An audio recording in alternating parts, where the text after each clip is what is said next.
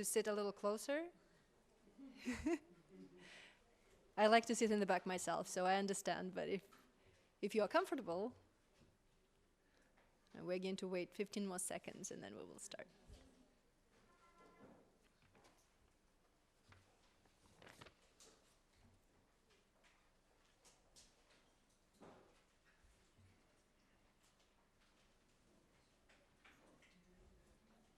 All right, I think we're going to start. I've been encouraged to be on time, starting and ending the session, so we will go ahead. So good afternoon and welcome. We are happy to have you here. My name is Katya Vogt, and I'm going to moderate the session, so I'm just going to run through the format, through the introductions, and a short sort of agenda on how this panel is going to be set up, and then we're going to just go ahead.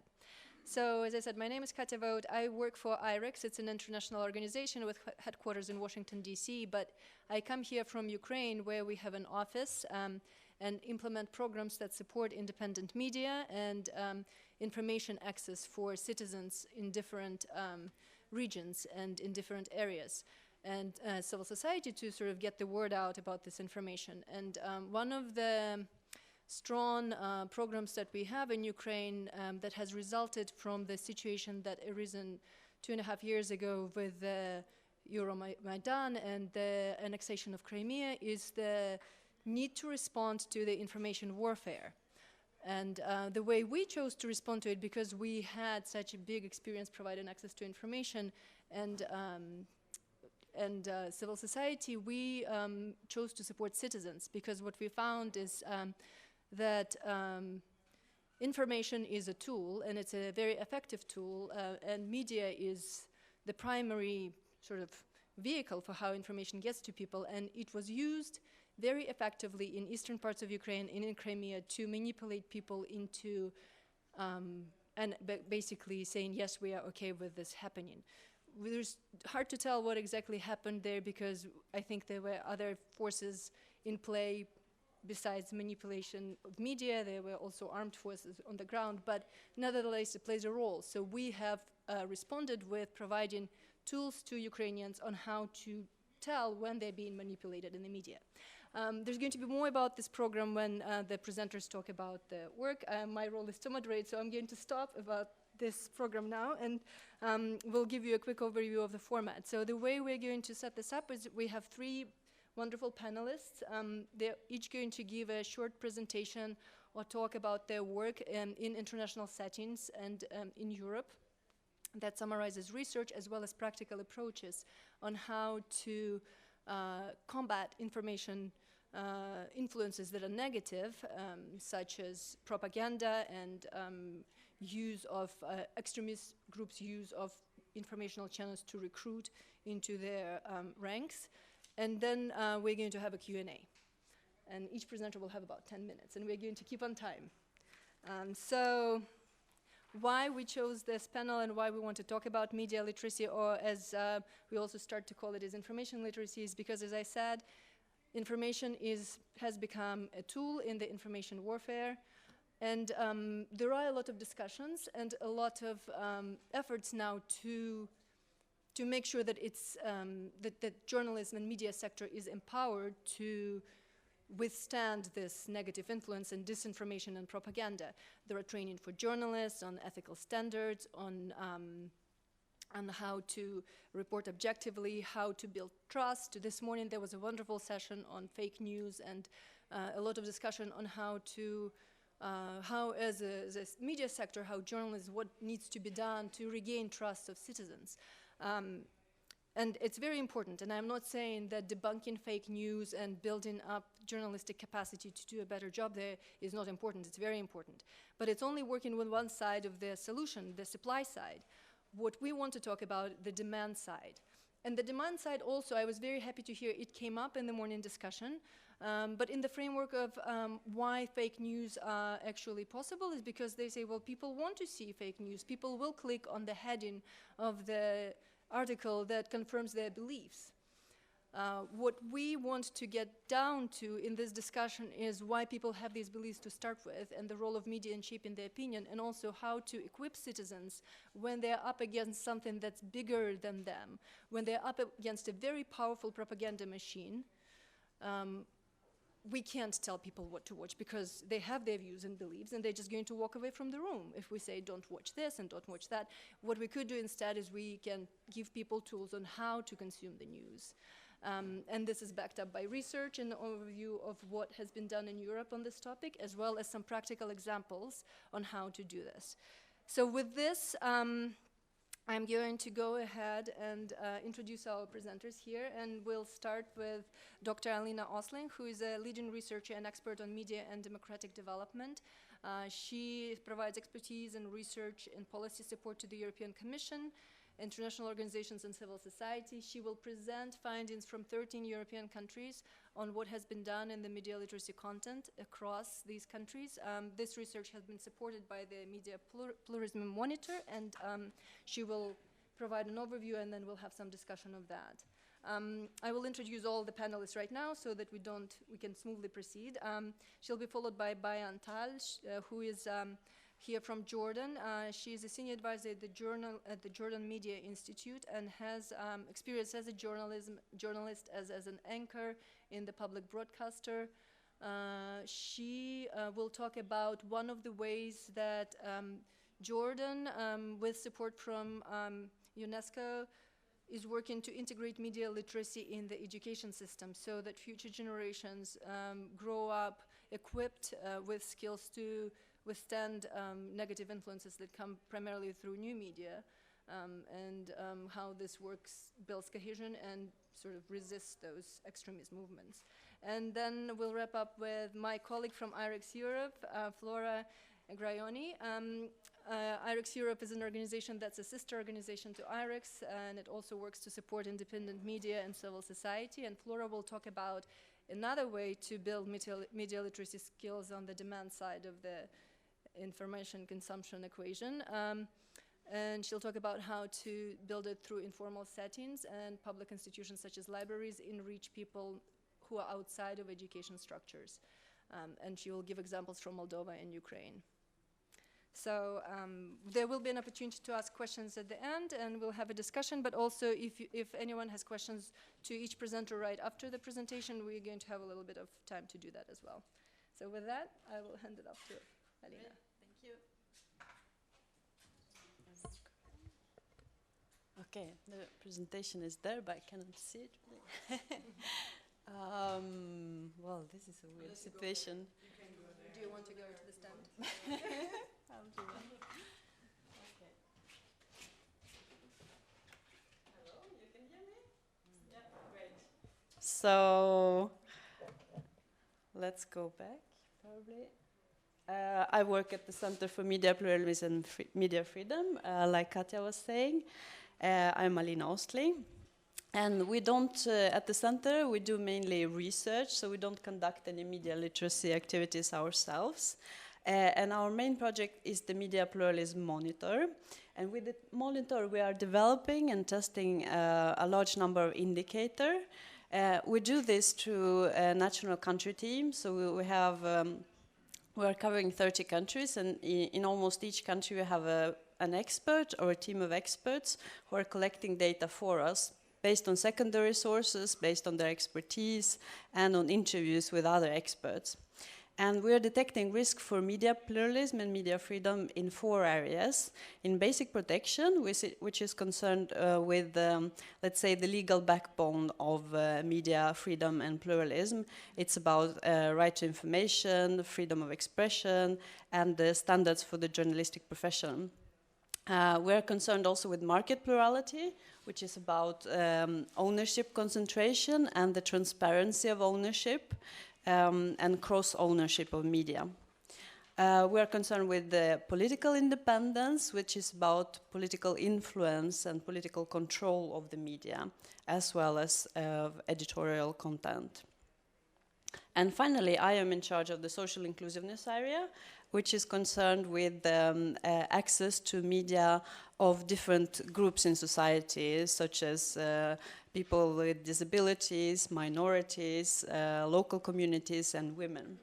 And I also cover media literacy for all groups in society. So, the Media Pluralism Monitor, we just finished the 2016 round, and we are kind of finalizing our data, so it's not completely there, the statistics, but they will be out probably at the end of this month. If you want to have a look at our website for the real statistics and scores. We cover EU 28 member states, and this year also Turkey and Montenegro. This is the first more comprehensive round we are doing across whole Europe, and we also have a bit more problematic countries like Turkey, which are struggling with different, let's say, different problems compared to Europe and the media system. We have 200 variables, so the monitor is actually huge. It's a huge instrument. And we have 20 indicators. One of them is on media literacy. So how do we define media literacy? What is it? We are basing our definition on the EU's Audiovisual Media Service Directive, which is now in the process of being updated. But the definition is skills, knowledge, and understanding that allow people to use media effectively and safely. And another partner we use for our definition is the IAVI. It's the European Association of Viewers' Interest, and they are doing also very good research on media literacy and have some activities as well as an observatory. And they stress that it's, media literacy is not only about technical aspect, about the digital aspect, but it's also about critical thinking, so how to evaluate media messages and evaluate sources, for example, that you're looking at. And they also say that citizens' participation is really a core element of media literacy, is to how to create and communicate media content. So why are we covering media literacy? Because media literacy is a precondition for critical and active citizens, and it's at the basis of democracy. But very little is done in this field to measure media literacy comparatively across many countries. So there are like a national surveys or national data, but there are no universal indicators applied across Europe. This is what we are trying to do on a limited scale with our survey. So in 2016, we're covering two sets of indicators. One is concerned with context, so what is the media literacy context in a certain country?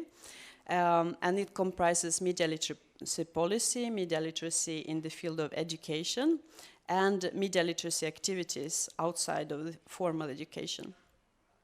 We also cover digital competencies, because this is where we get data from Eurostat. So we don't cover more broadly media competencies, but focus on digital competencies. And it's about information, problem solving, software skills, content manipulation, and communication. So our results broadly this year show that most of the countries are in the medium or high risk band. As you can see from the map, we have risk in traffic light systems. So we have countries in green, which are low risk, countries in yellow, which are medium risk, and countries in red, which are high risk. So you can see more or less Northern Europe is pretty low risk. Also France, Germany, UK. And then we have higher risk countries more in southern, some eastern parts like Italy, Bulgaria, Romania, Turkey, Montenegro, and Malta. If you look more in detail on our variables, we'll see that most of the countries, 2/3, they actually have no media literacy policy or not a very comprehensive media literacy policy, which means that the state, the government, doesn't have a clear strategy on what to do about media literacy. 5 countries are high risk in this area, and these are Italy, Bulgaria, Estonia, Romania, and Malta. When it comes to education, we look at both formal education in schools and in non-formal education. And we find that in both fields, most countries are in the medium risk band, which means that the media literacy topic is present, but not to a very extensive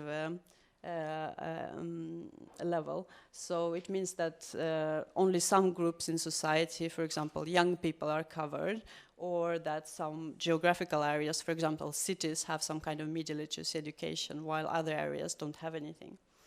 And also here we see some few countries that show high risk, And there are also some overlaps, which means in the data between policy and education, which means that if a government doesn't have a policy, it's also likely that it's not very well addressed in the field of education, how to tackle media literacy.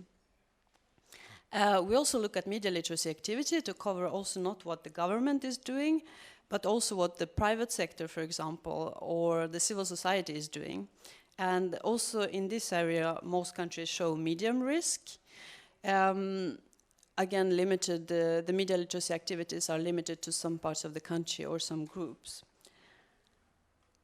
And finally, am I okay with chiming? Katja? Sorry? Okay. The other area we're covering is digital skills. As I said, we use centralized data, so we use Eurostat data to measure digital skills.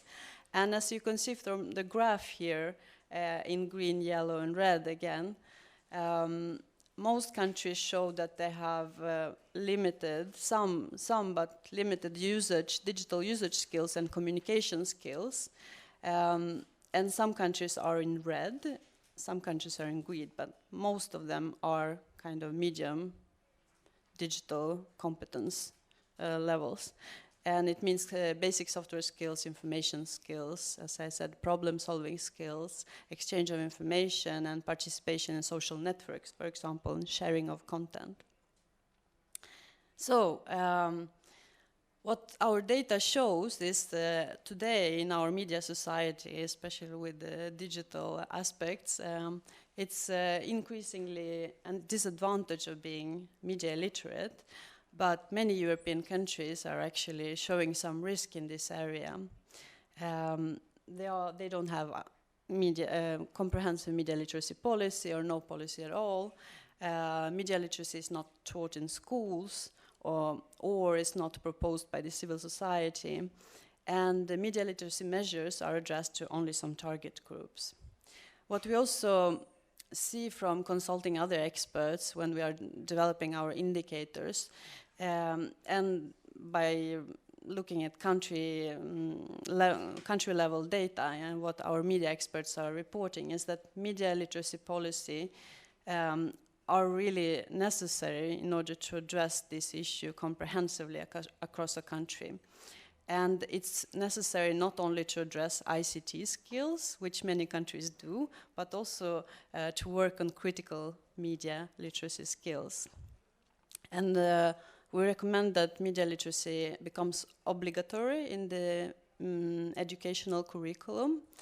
And for doing that, you really need to develop competences that teachers have. So it doesn't matter if it's in the education curriculum, but teachers also have to be prepared to teach it and have to be up to date on media literacy.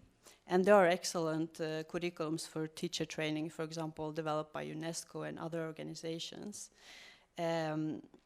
And what experts recommend also is that the teaching materials should be developed together with students, for example, together with students, teachers, and experts in a collaborative environment in order for them to be applicable. And of course, to support civil society actions, and some of them we will hear today, as Katja was mentioning. So thank you very much. This was very short what we are doing. Thanks. Thank you, Alina. Are there any immediate questions about the research, any of the findings, or any of the implications of it?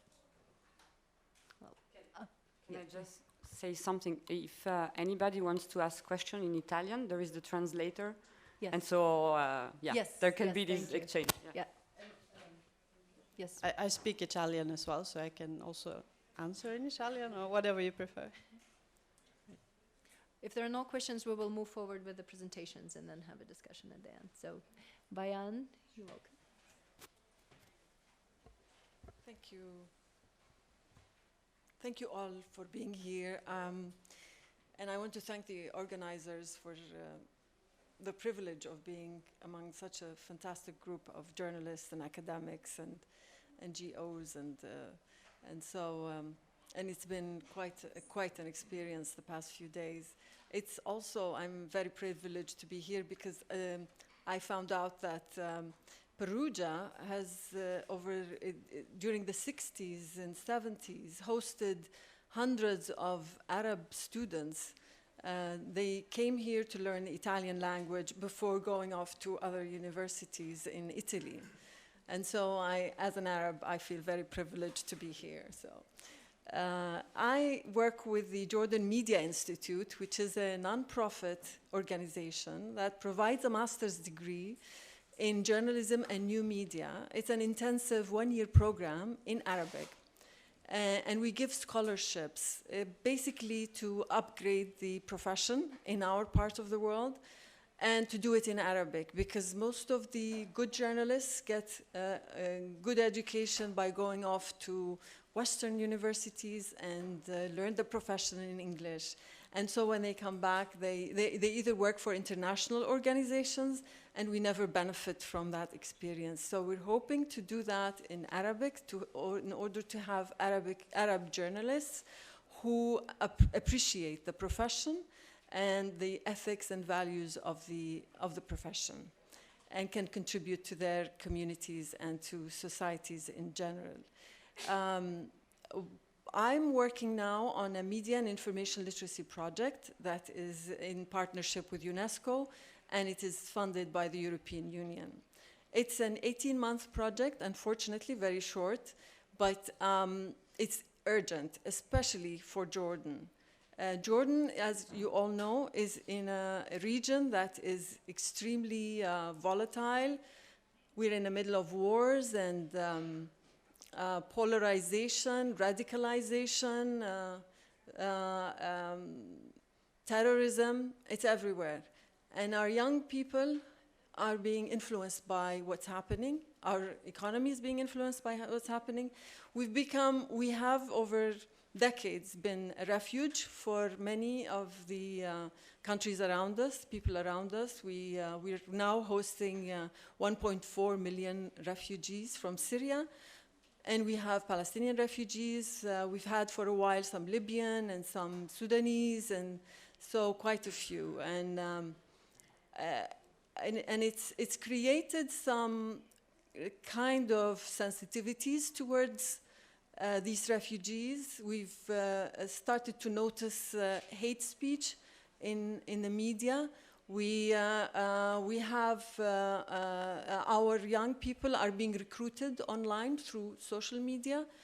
Last estimates show, and we don't have specific numbers or documented numbers, but some say 4,000 are fighting with ISIS in Syria. So it's a very serious problem for our young people as well as the older ones and politicians. Spreading media literacy is really a matter of urgency for Jordan. We're currently working with 2 universities and 8 schools. We started with a pilot project. We trained 24 teachers from these schools. They went back to their schools, 4 boys' schools and 4 girls' schools, and they set up media clubs.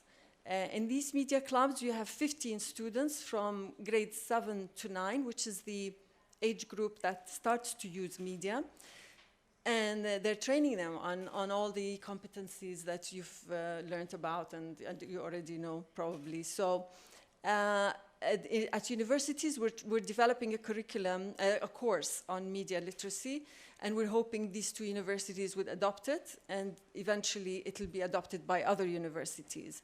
Last time we had the minister and the stakeholders, the European Union, the EU ambassador and UNESCO head in Jordan, come to visit one of our schools.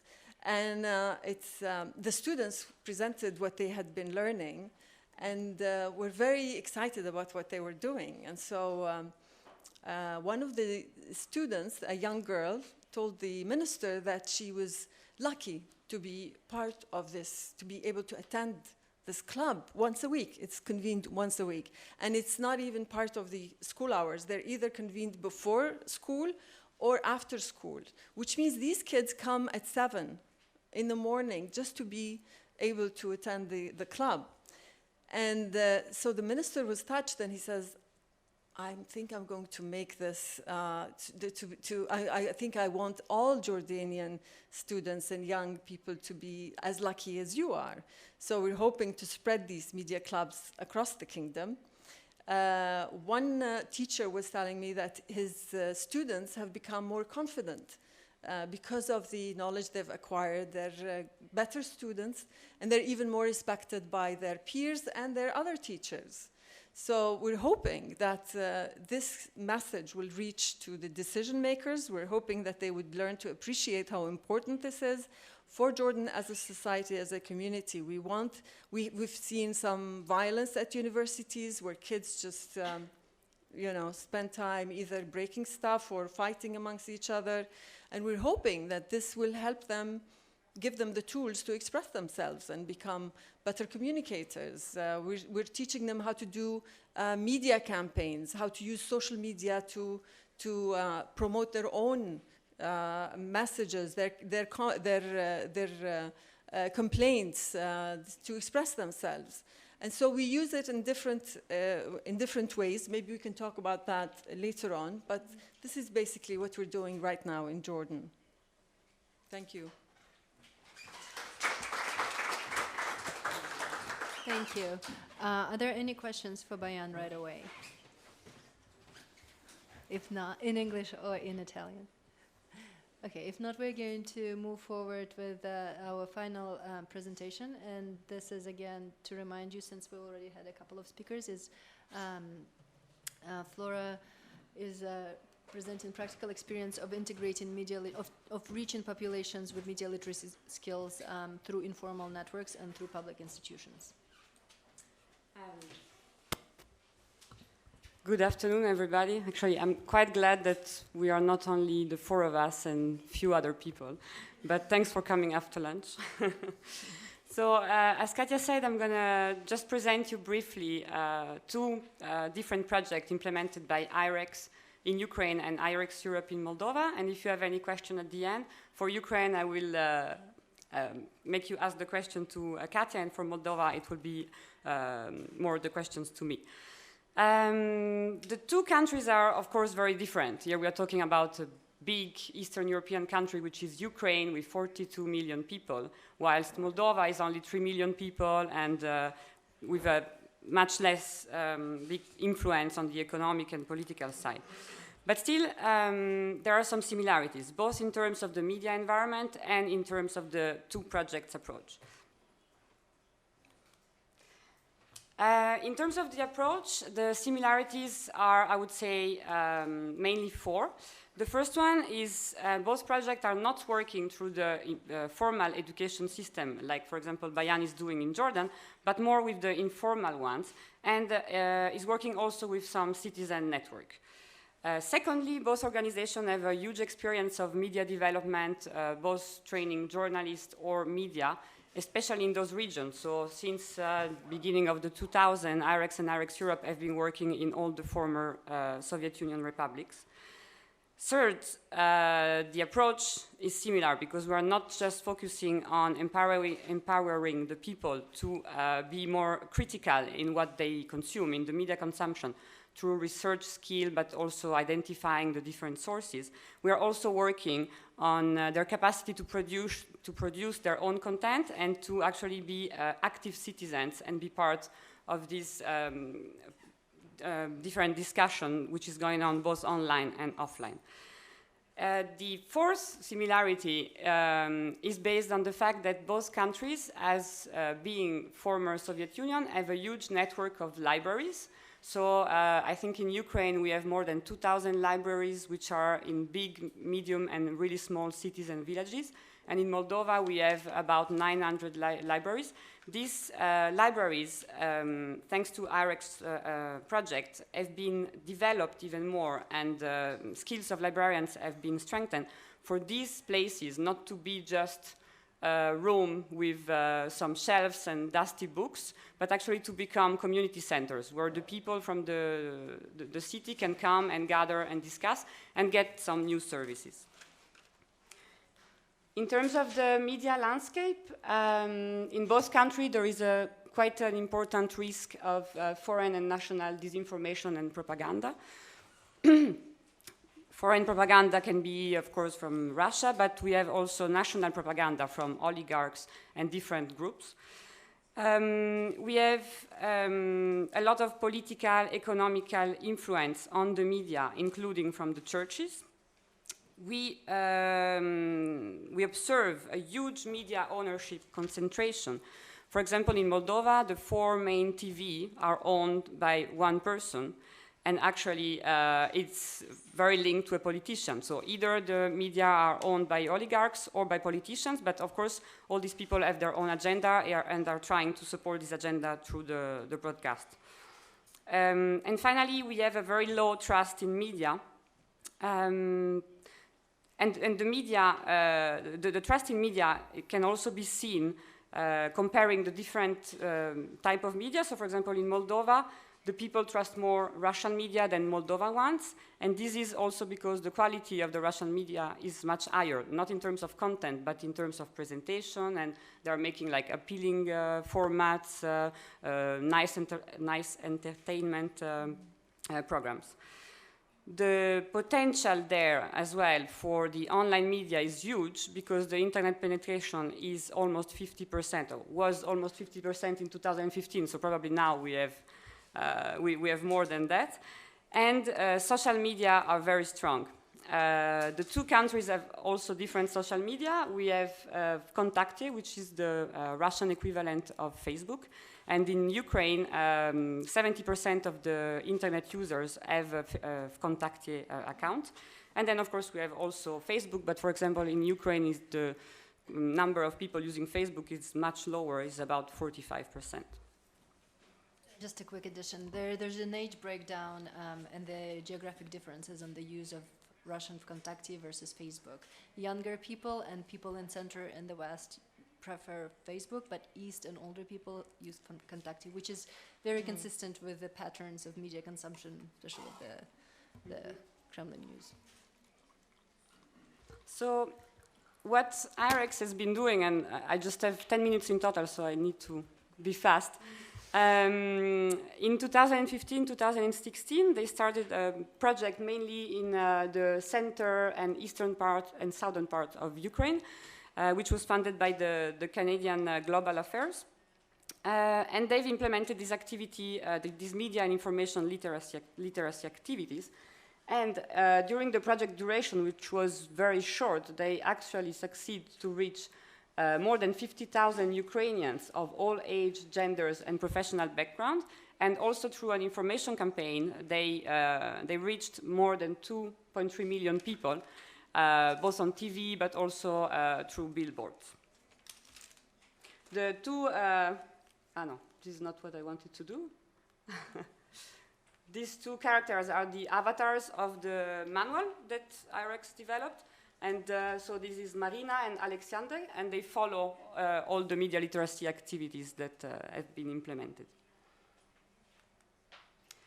The project was developed that, first of all, a group of media and information literacy experts, both from Ukraine but also international, developed the manual, this one I was talking about, which is huge, but very interesting. More than 420 trainers were trained in the 14 oblasts that I showed before in eastern and southern Ukraine.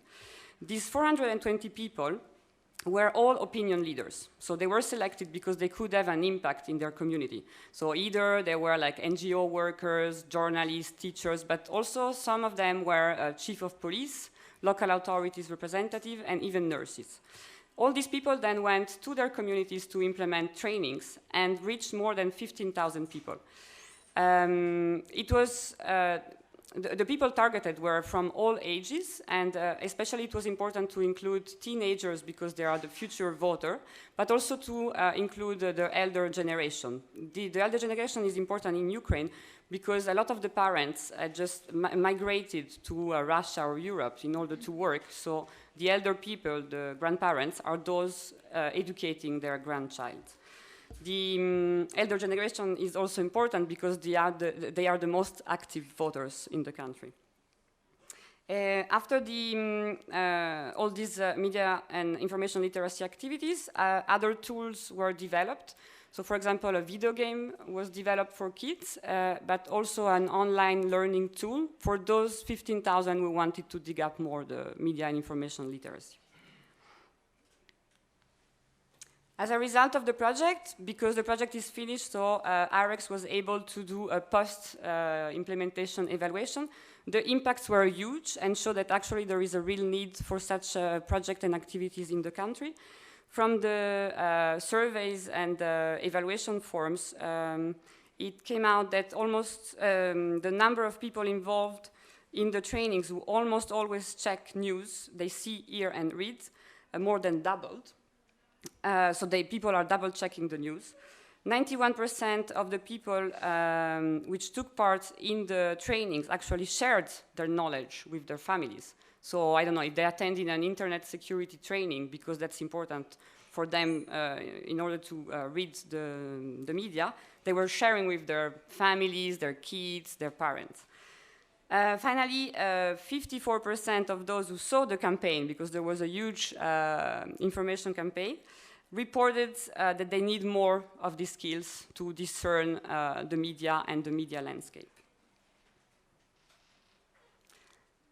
And the similar project was actually implemented also in Moldova, but with a slightly different approach, because in Moldova we worked with not only with the audience of the media, but also with the producer. So we worked with the media outlets and the journalists to try to strengthen their capacities. And we worked with the audience with media and information literacy trainings. And in the middle, we also created some safe space for discussion between the two groups, because what happened in Moldova is that the stereotype about journalists is that, oh, they all come from the capital and they don't understand our problem, and so we don't want to trust them. So the idea was actually to organize some events, informal events in the villages, to make them meet with the population and with potential readers. The project is still going on, and it will finish in about 18 months, so we really hope to be able to continue after this period as well. The two main components, as I said, were more working with the production side and the audience side. On the audience side, we trained librarians to become media and information literacy trainers, and then these librarians implemented their own activities. Librarians were from either from public libraries or school libraries, so they were then targeting their own audiences. Example of activities implemented are, for example, journalism clubs within schools, or some librarians organized some events with the local authorities to explain the importance of media and information literacy and to encourage the local politicians not to misuse social network, for example. And there were also some other activities, for example, visiting of national TV for the kids so that they understand the media world. Some media corners were also set up in the libraries, a place where to meet and read newspapers. And we are developing right now a communication campaign to try to attract more attention towards media and information literacy and to engage with more people. On the production side, we worked with young journalists and student journalists.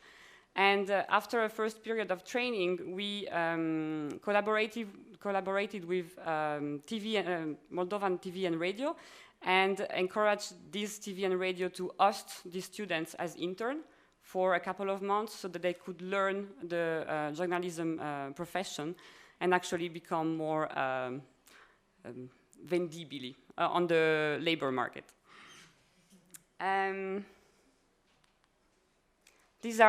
We didn't finish the project yet, so we were not able to measure the impact, but so far we have trained more than 100 librarians. We have reached more than 1,500 people through the different activities, either the discussion platform or the activities implemented by the librarian. We involved in the internship program more than 20 journalists, and we know that through the broadcast of the programs produced, because these are national and regional broadcasters, we have the potential audience of 3.5 million people, which is the population of Moldova, because we work with TV in all the different regions. This is one of the, librarians, which is very active in implementing different activities. And what's next?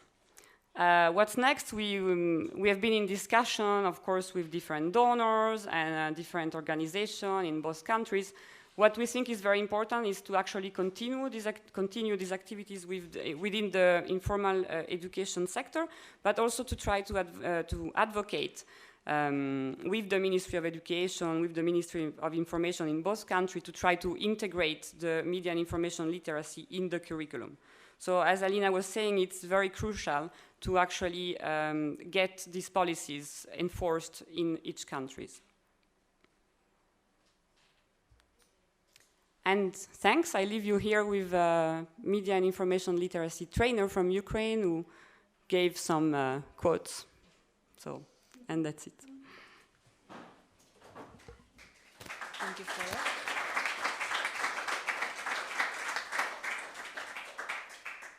Thank you so much to the presenters. We will have a Q&A session, and but before I will hand this over to the audience, I have a couple of questions myself that I wanted to follow up on. And the first one is sort of this big picture question, and pretty much all of you have indicated, and full disclaimer, I fully believe in the value of media literacy skills for citizens. But the researcher presentation stated that it's an advantage for European countries to have media literate population. Media literate citizen is critical for democratic governance and informed citizenry. It helps combat recruitment by extremist groups, and in the case of Ukraine, I strongly believe that it does help people maintain social cohesion when there is geopolitical divides. But maybe we are wrong, or maybe there is something big. Why do we have this conviction? And is there any evidence that really there is a strong link between people who have good media, who can tell whether they're being manipulated by the media, and them making good decisions when it comes to elections? Yeah, very good point. We just assume it's good. I'm sure there are research about media literacy and elections, and it's such a straightforward, link to make. But I cannot think of something concrete, a study that I can refer you to right now. I would have to look into it. Do we have evidence from programs that show that kids who have taken the training are less likely to be recruited into the extremist groups? Oh, no.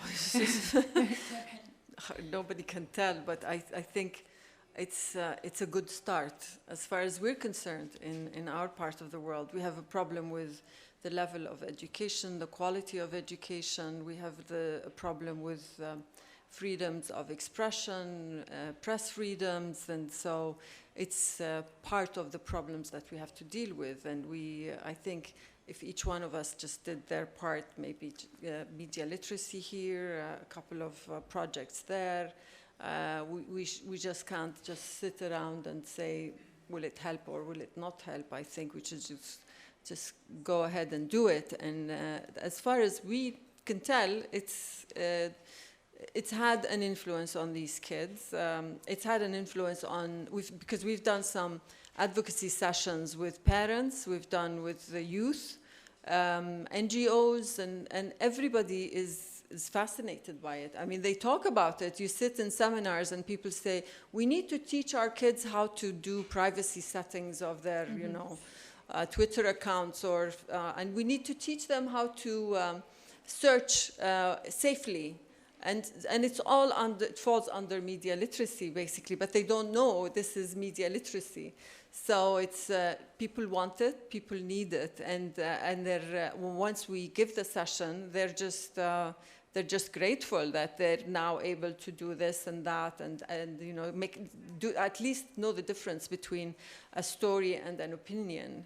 Know how to check when a photo has been photoshopped. Just go, you know, we teach them where to go and how to check stories and fact-checking websites and stuff. So, because we have our own portal of media monitoring team, and we do issue daily, weekly, and monthly reports on how fake news, fake stories just spread like, you know, and people are just don't sit and think twice before sharing a story. And the people we've been working with seem to appreciate that, and I think we can make a difference if we just go to more people, reach out to organizations and other individuals.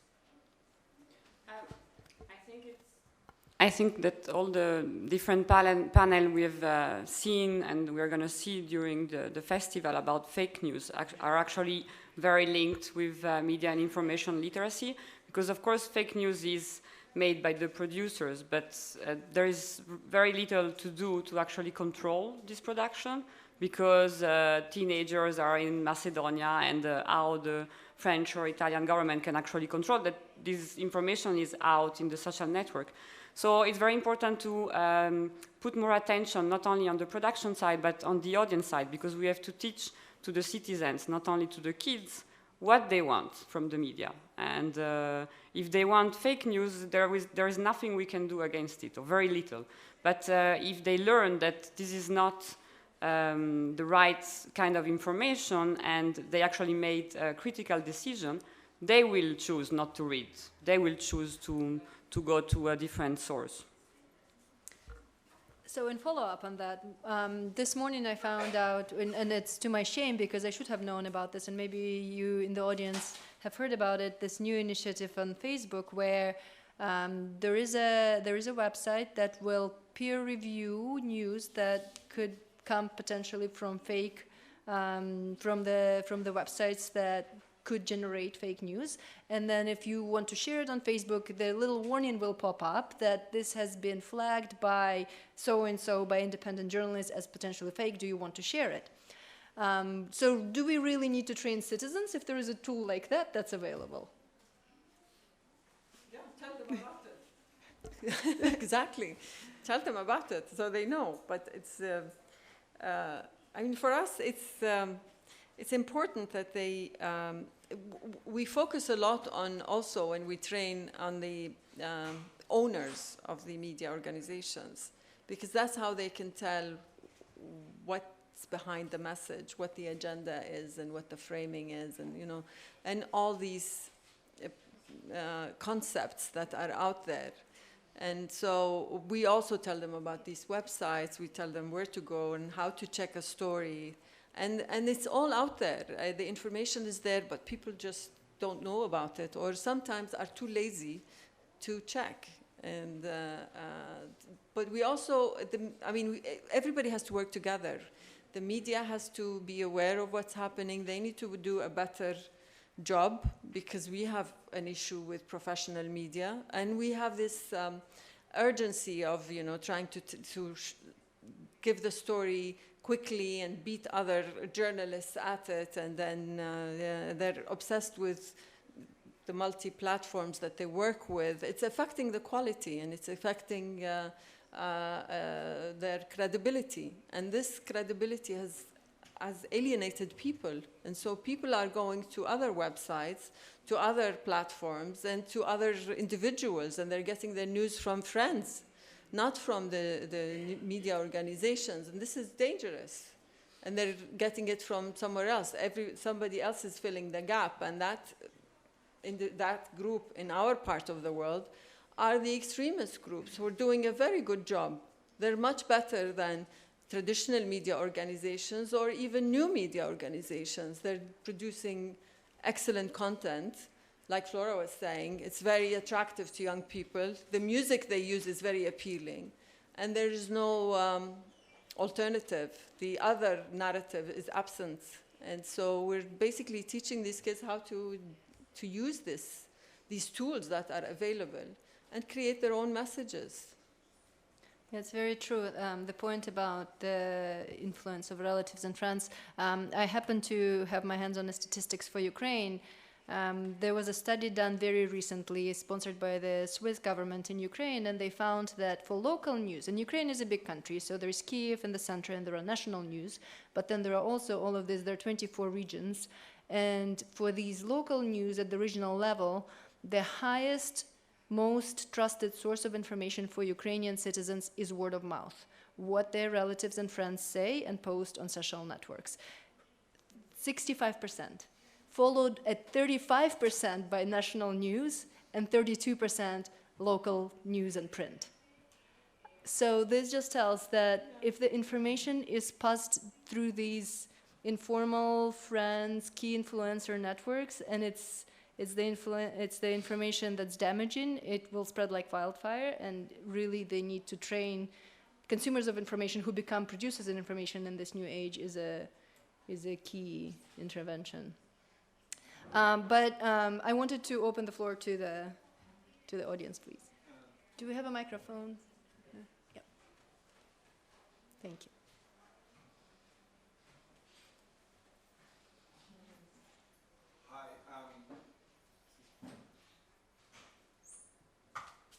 Hi. Thanks very much. Fascinating presentation.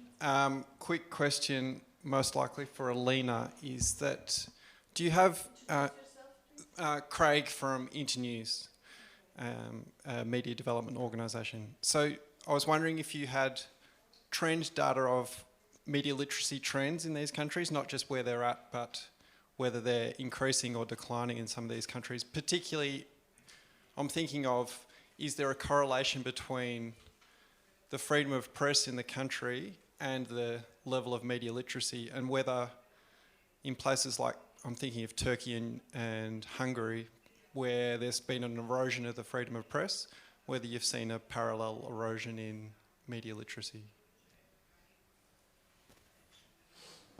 Yeah, thank you. Very good question. We just finalized this round of data collection, so I haven't got the time to actually analyze it. But this is a very interesting idea to look at the correlations. We do have some trend across countries that we can look at across years, because we have been doing this for 3 years, but we haven't been covering 30 countries each year. So we started with just a pilot project of 9 countries. Then we increased to 19, so that made up 27, year 27. And then this last year we had the first round of full implementation. So we still have to look at this data and see if there are any trends and correlations, but very interesting idea, thank you. And I wanted to mention that we have I haven't seen other panels do this, so I hope I'm not breaking any festival rules, but we have a handout with brief summaries of each presentation and contact information in case you want to keep in touch with the presenters and follow up on things like that. It's going to be right here. Please come up and grab one if you're interested. Other questions, please? Mm-hmm. Yep. Hi there. Thanks for all the food for thought that you are offering in this panel. I'm a lecturer in journalism from the Netherlands. I was wondering, as far as media literacy, we seem to focus a lot on sort of the cognitive side of things, so the rationale and the skills and the deconstruction that young people need to learn.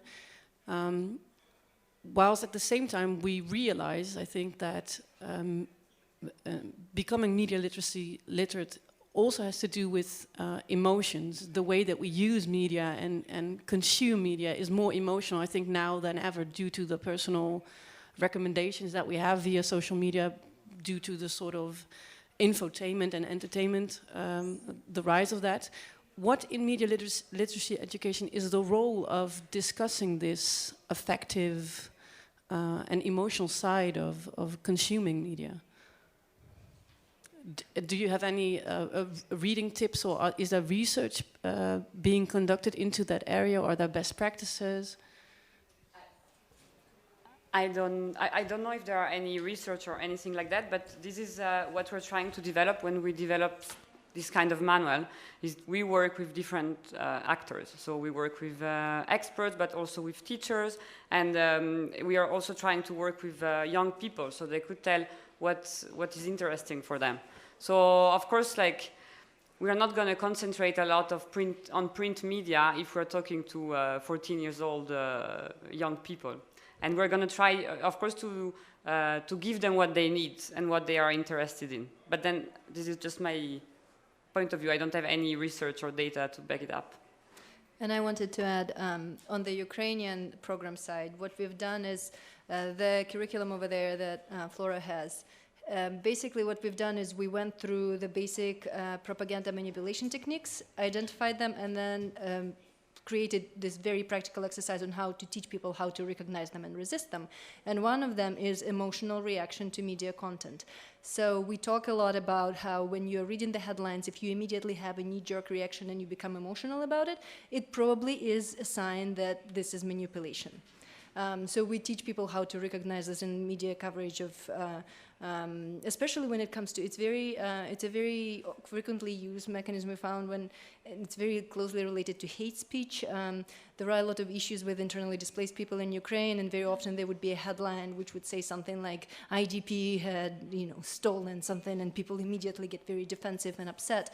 And then when you read the story, very often it actually has nothing to do with what's in the headline, but we also found that 50% of people or something like this do not actually read the full story before they share the headline, so it becomes this emotional snowball that rips through the social networks and creates very strong feelings without actually having anything media in that. So that's one of the skills we teach, and it's important that you bring it up because it is a very big trigger on why people react strongly to divisive media. Mm-hmm. In terms of research, there's quite a lot of research on filter bubbles and the way people like to, have their views confirmed. So maybe you prefer not like reliable sources just because you want to confirm your view, and that I think has to do with emotions as well. Mm. Please. 2 minutes, yes. Raymond Franken, I work in Brussels, and one of the things I work on is also financial literacy. And we see that there's a massive amount of work to do, and everything we do is a drop on a hot plate. Do you feel the projects in Ukraine and Jordan, do you feel they make a difference in the national scene when it comes to media literacy? And on a wider scale, a question, when you look at the European map and you see all these countries in red, is there a silver bullet to turn these countries into green in the next 5 years?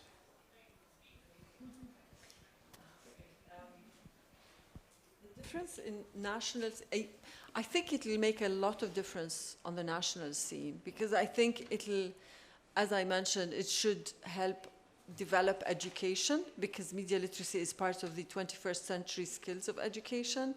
It should help with social cohesion, because we identify hate speech and we tell them, and stereotypical images of women. We have a lot of work to do on that front. And it can help with the increase participation and empower the generation, so you have a less stressed, a less frustrated generation. And it's a way also to work on the population dividend. We have 70% of our population is under the age of 30. And there's a lot of them are without jobs, especially the age group between 19 and 25. And so this is very serious. I think this is also a way to help them. If they become critical thinkers, they can fend for themselves. They can become more open towards other, instead of going for the government jobs, which is a tradition in our part of the world, they can create their own businesses. So there's a lot of way that you can benefit from all this, depending on the material you provide as you go through the training and the curriculum. Do you want to address the question about the magic bullet for turning the red states green? Yeah, that's not a question for research. I think it's more a question for policymakers and maybe the civil society, how much support you can mobilize for media literacy. Maybe now, in the light of the fake news debate, maybe this is the right time to invest in media literacy, and you have the potential to mobilize some resources. Flora, and I know we need to wrap up soon, so I'll address the Ukrainian about question. your question. Of course, I mean, I think in Moldova it's a smaller country, so we can more easily see the effects. But for Ukraine, actually, the fact that all the people who took part in the training then shared their knowledge with other people is actually a good sign. And then we are part of the civil society and we support civil society in the country. So we are also collaborating with other NGOs, with media, with initiatives such as Stop Fake to actually try to include more people in all this process and also like make pressure on the government and on donors to try to support these kind of initiatives. So yeah, it's a first step. We're going there. Thank you so much. So I've been signaled that we're out of time. I really appreciate everyone's questions and the panelists. Thank you so much. And please do come grab a handout, and we will stick around for a couple of minutes if there are any questions that we can address further. Thank you.